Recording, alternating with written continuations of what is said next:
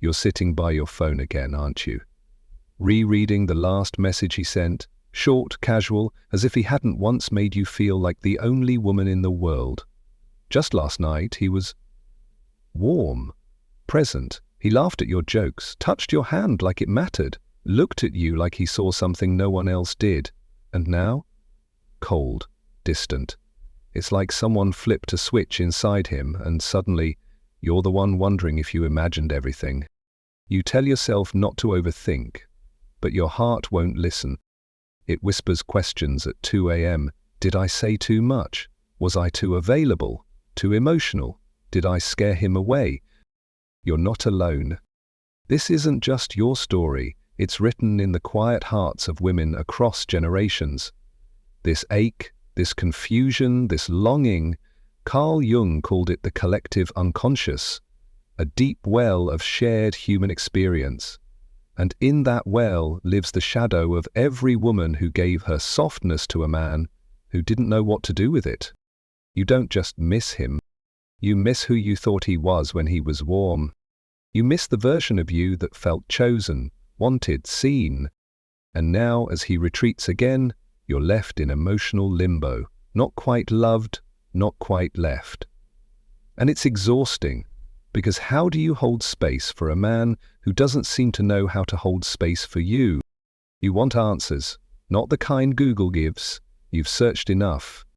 You want truth, depth, something that explains why he touches your soul one moment and disappears the next, why he can be so emotionally present, only to pull away when you start to trust the closeness. It's not your fault, but it is part of a deeper pattern, his, and maybe yours too, a dance of projection, avoidance, fear of intimacy, wrapped in desire. It feels personal, but it's deeply psychological. And today, we'll go beneath the surface to unravel it. Because once you understand why he runs hot and cold, and what it truly means, you'll never again take it as a reflection of your worth. There's a quiet ache that builds in a woman's heart when a man she desires begins to pull away without warning. One day, he's present, attentive, open, maybe even affectionate. He says the right things, touches your hand like it means something, and looks at you like he sees all of you. Then suddenly, without explanation, he's gone. Not physically, but emotionally. His messages grow shorter, his presence fades, his warmth turns to a chilling silence that leaves you wondering if you were ever really close at all. These moments, the pain isn't just about him, it's about the voices that rise from inside, the ones you try to quiet, but can't. Did I do something wrong? Did I come on too strong? Was I too much? Not enough? Should I pull back? Should I reach out again? This inner dialogue is exhausting, and it doesn't come from nowhere. It's born from old wounds, forgotten memories, and the deeper part of you that still believes love is something that must be earned, not received simply because you exist. Carl Jung called this the shadow, the part of us that we disown, that we hide even from ourselves. For many women, that shadow holds the belief that their worth is conditional, that to be chosen they must perform. Be less emotional, be less needy, be endlessly understanding. So when a man withdraws, it's not just about his silence. It's about the echo it triggers within you. That echo sounds like rejection, but deeper down, it's a reawakening of past abandonment, the times someone important grew distant, the moments when emotional safety was given and then ripped away. Jung's concept of projection explains what happens next. You may project onto him the role of the emotional caretaker you never had, the father figure who was never consistent, the partner who finally validates your value. And when he fails to fulfill that, it hurts more than it should, because it's not just him you're losing. It's the hope of healing something older. You start to chase, not him, but the version of yourself that felt seen in his warmth. You want that moment back, the one where you felt wanted. But the more you chase it, the further it slips away. And you blame yourself, because the world teaches women to self-correct, to accommodate, to fix. But love, real love, was never meant to be a performance. His hot and cold behavior, it often stems from his own emotional confusion. Men too carry wounds. The anima within them, their unconscious feminine energy, is often suppressed. Many men were taught to fear vulnerability, to equate closeness with weakness, to retreat when they feel too seen. So he may desire you deeply, but pull away because your presence stirs parts of him he hasn't faced. That doesn't make it okay. It doesn't excuse the inconsistency, but it does explain why his warmth isn't stable, and why it's never truly about you. You don't have to keep proving yourself. You don't have to keep fighting for a version of him that only exists in moments. The truth is, when someone truly values you, you won't feel confused. You won't feel like you have to tiptoe around his moods or decode his silences. The emotional experience you're going through is not weakness. It's the stirring of your own awakening, your own individuation, as Jung would say. The process of becoming whole. It begins with recognizing the patterns, the projections, the places within you that still seek to be chosen. You're not here to be half-loved or kept in limbo. You're here to feel safe in your own skin, to be emotionally met, not manipulated. And that starts by meeting yourself in the places that still ache, holding the girl within you who learned to earn affection, rewriting the story that told you love must be inconsistent to be real. You are allowed to step away from anyone who keeps you confused. You are allowed to stop trying so hard. You are allowed to trust that the right love will never make you question your worth. Let this be your turning point. Not away from him, but back toward yourself.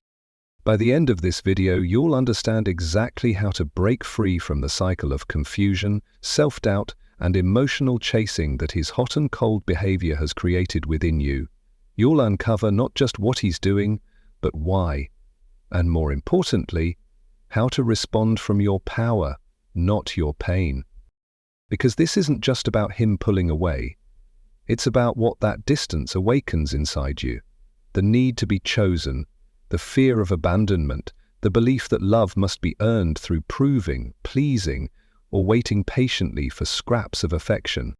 What if I told you that the very moment he starts pulling away is the moment you are being invited into one of the most powerful psychological shifts of your life? Carl Jung taught that within every woman lives the animus, her inner masculine, and within every man, the anima, his hidden feminine. When a man gets close to a woman who reflects parts of himself he hasn't yet made peace with, like vulnerability, softness, emotional truth, he often retreats. Not because you're too much, but because you mirror a depth he's not ready to face. So he detaches, not out of malice, but as a defense. His ego shields him from what feels like emotional exposure. But you don't have to chase him back into connection.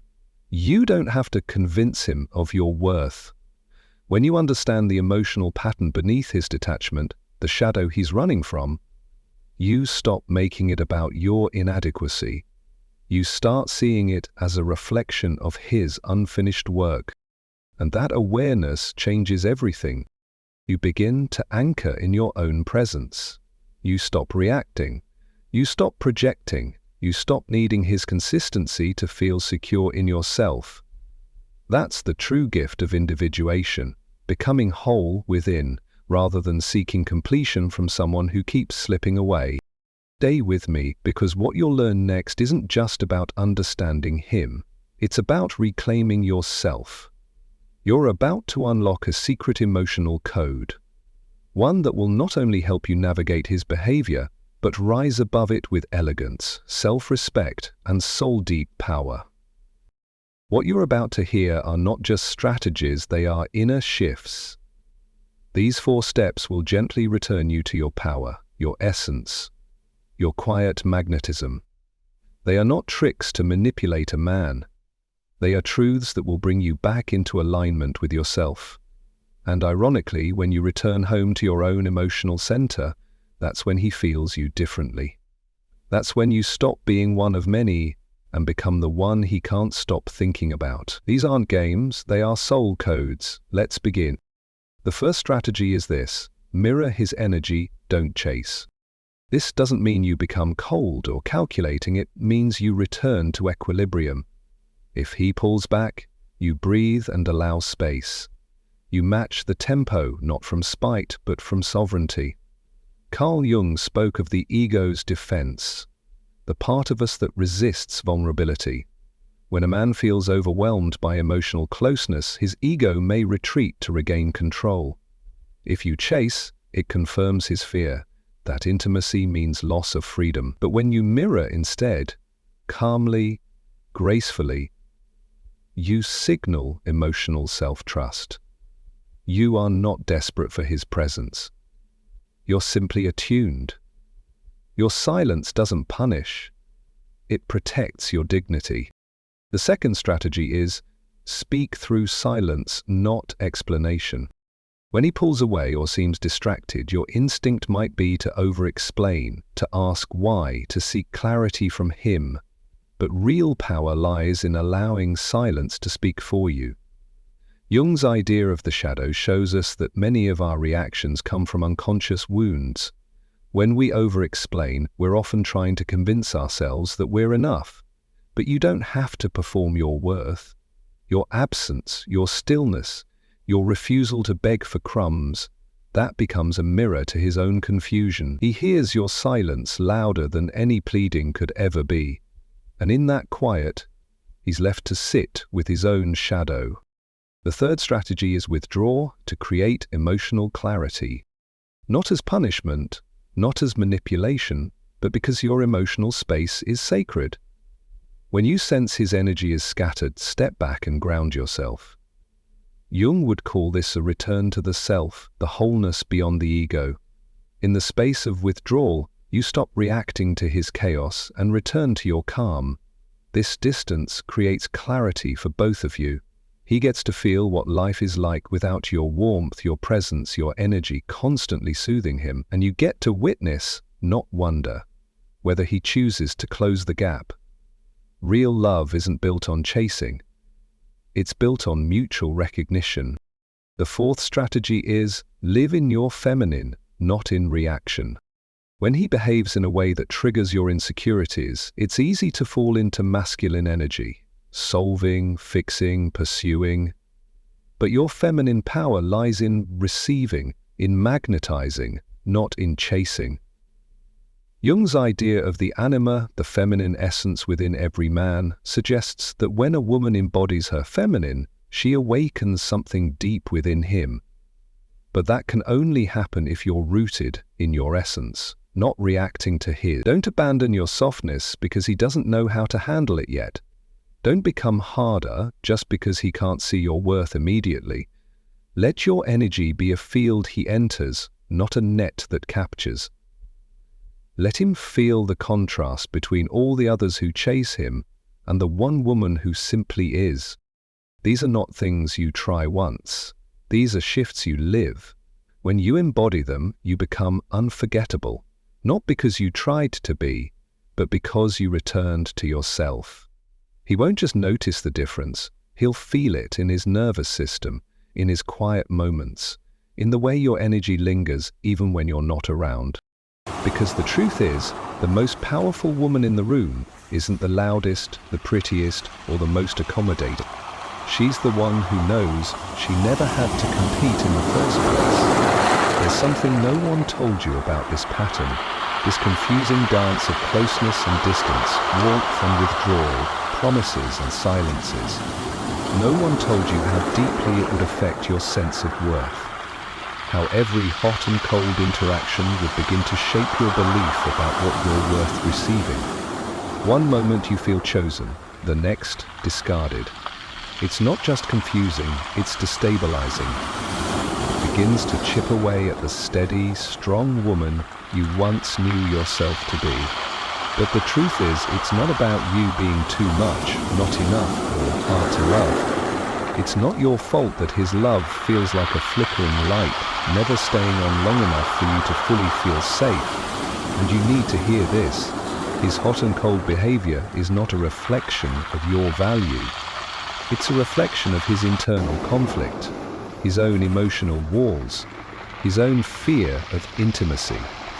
Carl Jung teaches us that what we do not make conscious, we repeat unconsciously, calling it fate. Many men carry unhealed parts within them, the anima, their inner feminine, buried, rejected, or misunderstood. When they begin to feel close to a woman who awakens something deep, they also feel a threat to their emotional control, so they retreat. Not because they don't care, but because something in them, usually formed long before you, equates vulnerability with danger. When a man's ego isn't ready to surrender, he distances himself from what his soul actually craves. He may come close, feel something real, and then emotionally vanish. And you, unknowingly, begin to internalize his confusion as your inadequacy. You wonder what you did wrong. You rehearse every text, every smile, every glance, searching for mistakes. But here's what it really means. His hot and cold behavior is a sign of a man still at war with himself, not a verdict on your lovability. When you stop personalizing it, everything shifts. You don't have to chase his warmth anymore. You don't have to beg for consistency. You don't need to fix yourself to earn his attention, because love that asks you to shrink, wait, prove, or plead isn't love. It's trauma in disguise. This is your moment to come home to yourself, to step out of the cycle of waiting for a man to decide you're enough. You already are. Jung speaks of individuation, the sacred process of becoming whole, of reclaiming the lost or hidden parts of the self. And sometimes, relationships that feel the most chaotic are the ones meant to awaken you, not so that you stay and suffer, but so that you see yourself more clearly, so you stop trying to extract your value from someone who can't even access his own. You are not here to be someone's emotional testing ground. You are here to be cherished, chosen, and emotionally safe. And yes, the love you want does exist, but it begins with you choosing yourself, especially when someone else can't. Let him be hot and cold. Let him dance with his shadows. Let him chase clarity on his own time. But don't stand in the doorway, hoping he'll turn around. You have rooms inside you waiting to be lit with your own attention. You were never meant to be an option. You are a home. And the man who's meant for you, he won't leave you guessing. He won't hide behind silence. He'll meet you where you are, because he's met himself first. And until then, you stay grounded in your worth. You nurture your joy. You heal the part of you that thought love must be earned through suffering. You break the unconscious patterns that told you inconsistency is passion. You reclaim the power you gave away in your silence, your waiting, your over-functioning. And you walk forward.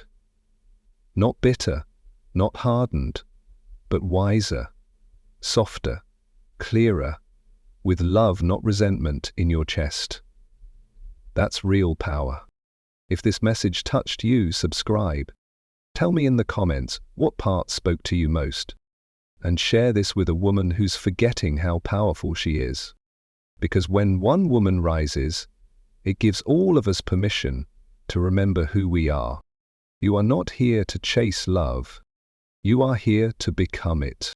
And the moment you do, the right one will never leave.